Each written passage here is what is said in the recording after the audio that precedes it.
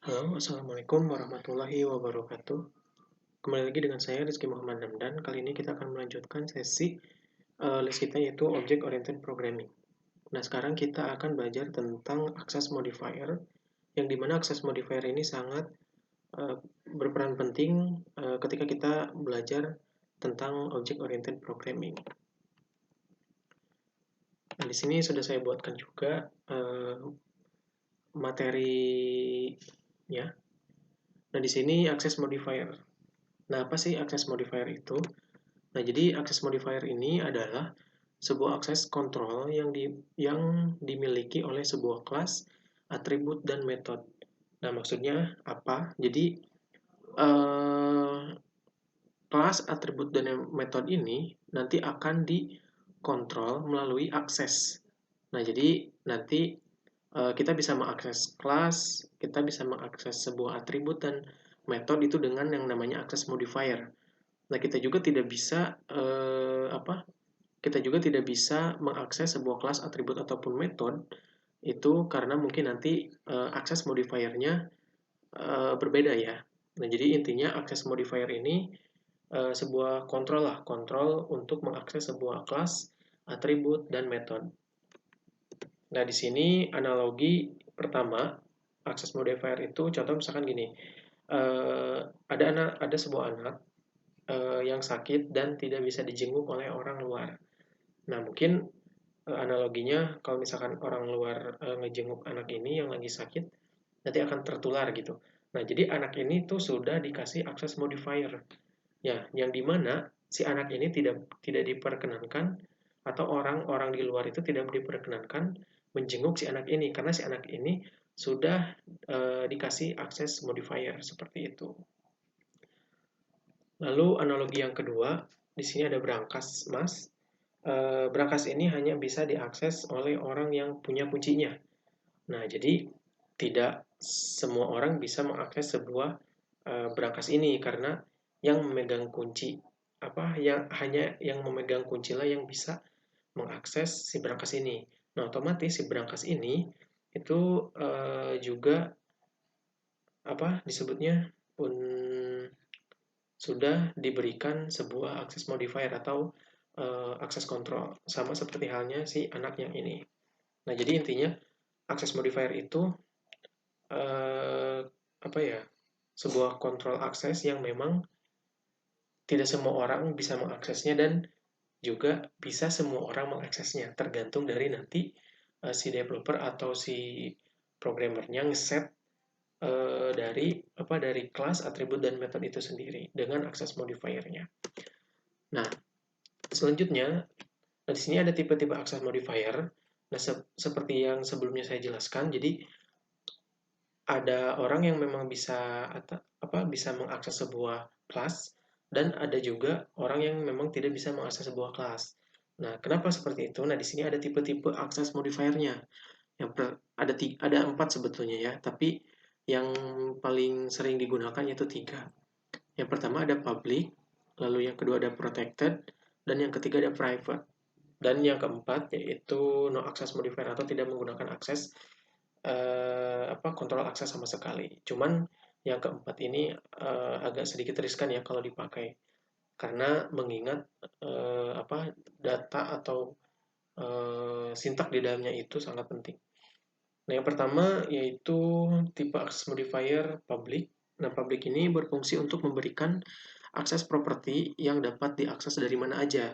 Nah, maksudnya yang dapat diakses dari mana aja itu orangnya itu bisa mengakses dari dalam ataupun dari luar si kelasnya gitu. Kalau dari dalam berarti codingannya, kalau dari luar berarti printnya atau echo-nya gitu.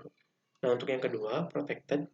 Nah, protected ini berfungsi untuk memberikan akses properti yang hanya dapat diakses dari dalam kelas atau turunan dari kelas atau inheritance. Nah, jadi inheritance ini nanti akan saya jelaskan juga. Jadi sekilas ya inheritance itu adalah apa sebuah kelas yang mewakili dari parent kelasnya gitu. Nanti akan saya jelaskan. Nah, jadi intinya protector itu berfungsi untuk memberikan akses properti yang hanya dapat diakses dari dalam kelas atau turunan dari kelas tersebut. Nah, untuk yang kedua ini itu tidak bisa dari luar diaksesnya karena kita menggunakan protected dan hanya bisa diaksesnya itu dari dalam aja atau dari codingannya. Lalu yang ketiga itu private. Nah, kalau private ini sama seperti yang protected, cuman bedanya dia berfungsi untuk memberikan akses properti yang hanya dapat diakses dari dalam kelas tersebut. Nah, nah untuk yang ketiga, private ini beda dengan protected. Kalau protected, dia bisa diakses dari dalam dan bisa diakses melalui turunannya atau kelas inheritance-nya. Tapi kalau private itu, dia bisa mengakses dari dalam atau codingannya bisa diakses, tapi turunannya atau inheritance-nya itu tidak bisa diakses. Nah, makanya tipe-tipe access modifier ini yang nanti teman-teman harus paham gitu ketika membuat sebuah membuat sebuah aplikasi ataupun membuat sebuah sistem dengan menggunakan dengan menggunakan framework lah. Karena biasanya framework itu yang pertama kali pasti yang diterapkan itu access modifier. Jadi ingat ya teman-teman, access modifier itu ada 3, public, protected, dan private. Nah, sekarang kita langsung hands on aja untuk cara ngoding, untuk mencoba ya, untuk mencoba akses-akses yang ada di dalam sebuah access modifier.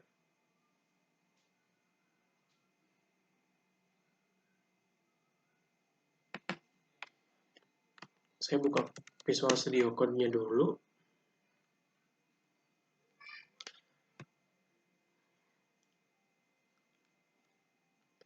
Nah, kemarin kita sudah di pertemuan 2 yaitu dengan membahas dengan kelas construct. Nah, sekarang kita bahas tentang access modifier. Sebetulnya nggak lama, cuman sebentar. Nah, sesuai dengan arahan, jadi kita buat aja file baru. Di sini pertemuan 3.php.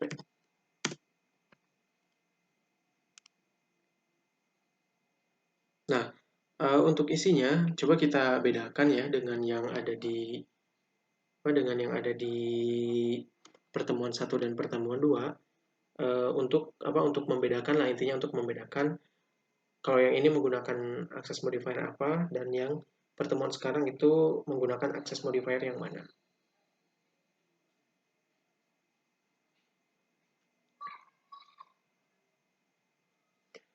Baik, sekarang kita buat dulu yang namanya PHP ya. PHP seperti ini.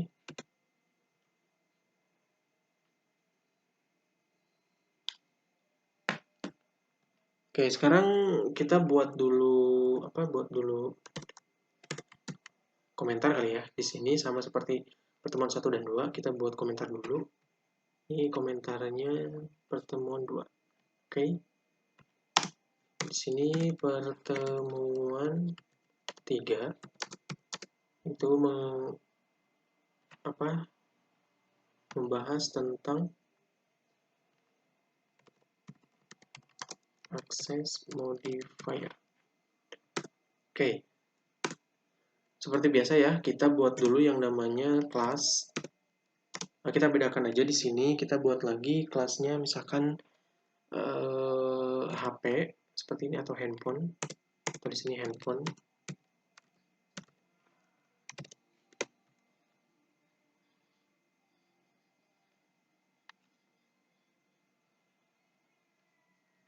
Sorry. Nah, kita buat sama seperti ini. Di sini kita tambahkan hak aksesnya dulu ya, atau akses modifiernya. Kita yang pertama public dulu. Misalkan publiknya ini mempunyai, misalkan di sini apa nih? Mempunyai warna dan jenis. Oke, kita samakan di sini warna. Yang pertama, variabel warna. Bukan warna deh, tipe ya. Tipe seperti ini.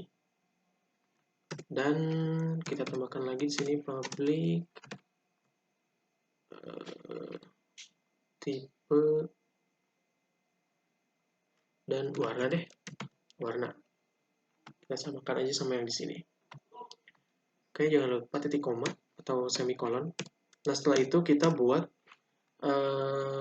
konstruknya dulu, sama seperti ini. Kita buat sebuah konstruk.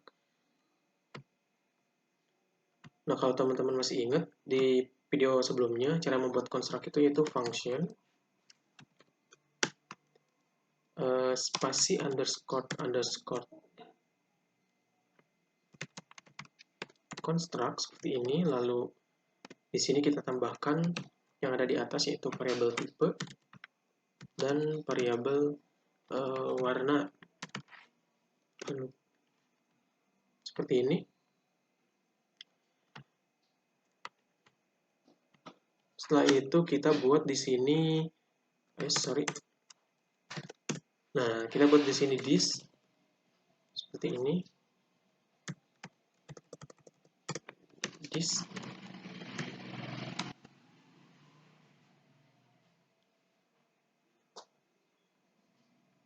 Yang pertama ada tipe sama dengan variabel tipe. Lalu yang kedua, this warna sama dengan variabel warna. Oke, seperti ini ya. Ini sama seperti ini. Lalu kita tambahkan lagi, di sini.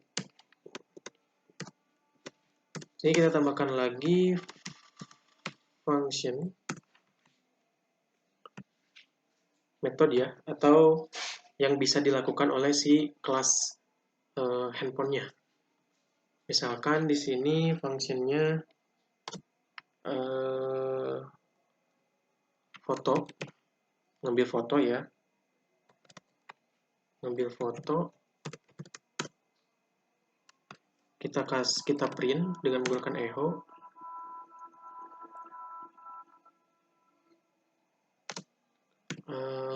Misalkan spread seperti ini, titik koma.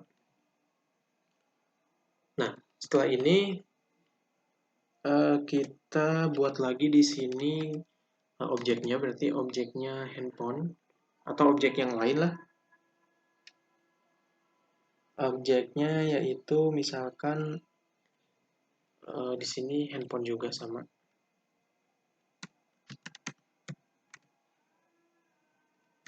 Handphone sama dengan new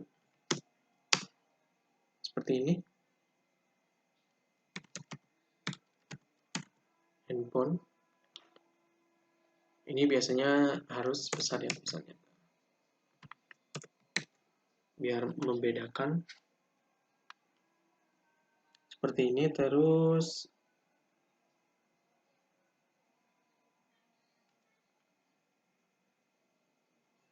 misalkan berarti tipenya misalkan di sini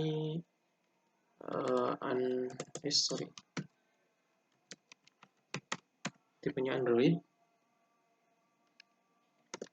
lalu warnanya blue. Oke, kasih titik koma, kita print di sini echo. Saya punya HP dengan tipe seperti ini, dengan tipe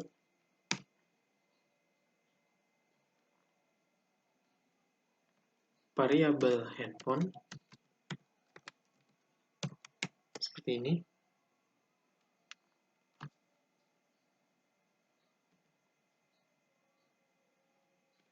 Yaitu tipe. Oke. Lalu kita kasih lagi di sini dengan warna.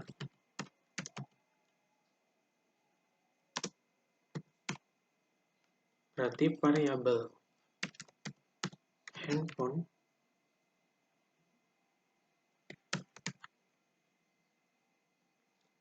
warna.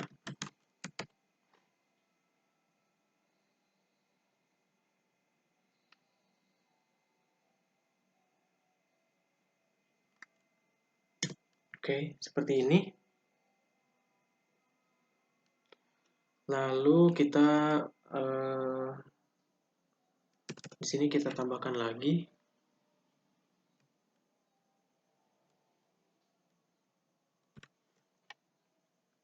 variabel font, handphone.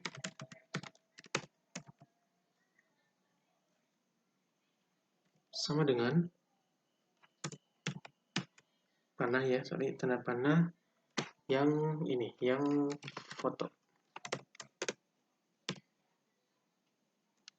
Oke, kita save dulu. Sekarang kita aktifkan dulu servernya.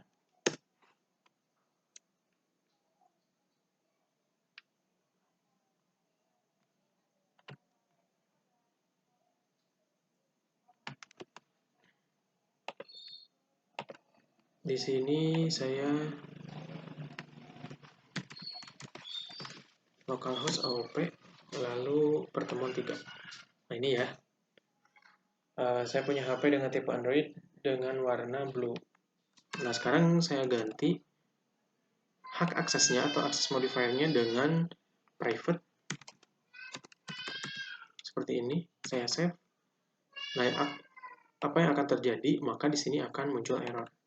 Nah, akan muncul error karena si akses modifiernya kita ganti menjadi private di sini. Jadi otomatis tidak akan bisa diakses dari luar gitu. Hanya bisa diakses dari dalamnya aja, dari sini, dari codingan, tanpa kita bisa mengakses dari luarnya. Nah, kalau misalkan di sini saya ganti lagi menjadi public, saya save, saya refresh, nah maka akan kembali lagi. Nah, kalau public berarti dia bisa diakses dari dalam, dari codingannya, maupun dari luar atau dari hasil printnya. Nah, kalau misalkan private berarti dia tidak bisa mengakses dari manapun. Mengakses dari luar atau dari printnya, dari hasil printnya, tetapi hanya bisa diakses lewat codingannya aja. Nah, mungkin itu aja pertemuan kali ini yang membahas tentang akses modifier atau hak akses. Nah, sekali lagi, jadi hak akses itu ada 3, ada public, ada private, dan ada protected. Kalau protected, kalau public berarti dia bisa diakses dari dalam ataupun dari luar. Kalau kalau private itu dia tidak bisa diakses dari luar. Nah, tapi bisa diakses dari dalam. Dan satu lagi kalau untuk protected itu sama seperti private, dia tidak bisa diakses dari luar tetapi bisa diakses dari dalam, dan dia bisa diakses oleh kelas turunannya atau parent kelasnya. Baik, mungkin itu saja pertemuan kali ini. Mudah-mudahan ada manfaatnya. See you in the next lesson. Assalamualaikum warahmatullahi wabarakatuh.